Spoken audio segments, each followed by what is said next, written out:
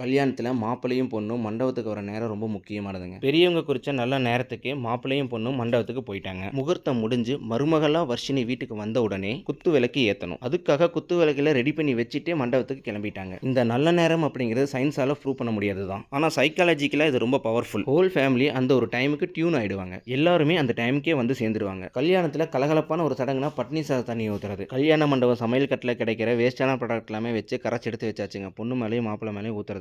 அப்படி ஊத்தும் போது பங்காளி முறை இருக்கிறவங்க எல்லாமே தடுக்கிறதும், அதையும் தாண்டி உரிமையோட மாமன் பொண்ணும் பையனும் அவங்க மேல ஊத்துறதா விளையாட்டு. இப்படி ஊத்தி விளையாடும் போது சுத்தி இருக்கிறவங்களோட ஃபேஸ்ல சந்தோஷமும் சிரிப்பும் பாசமும் அவ்வளோ தெரியுங்க. இதுவும் ஒரு பாச பிணைப்பு தான். டே மாமா, என்னுடைய கல்யாணத்துல இப்படி ஊத்திட்டுல, உன்னுடைய பொண்ணு பையன் கல்யாணத்துல பாரு என்ன பண்றேன்னு அடுத்த கல்யாணத்துல உரிமையோட விளையாடுவாங்க. இந்த விளையாட்டு போக சடங்குக்கு ஒரு அர்த்தம் இருக்குங்க. இங்க பட்டினா பசி கிடையாது, உப்பு சப்பு இல்லாத வெள்ளை சாப்பாடு தான். அதுல தண்ணி ஊத்தி பண்றதுதான் சடங்கே. வாழ்க்கையில் எல்லா நாளுமே சந்தோஷம் இருக்காது, ஏற்றத்தாழ்வுகள் இருக்கும் அப்படின்ற உணர வைக்கிறது தான் இந்த சடங்கு.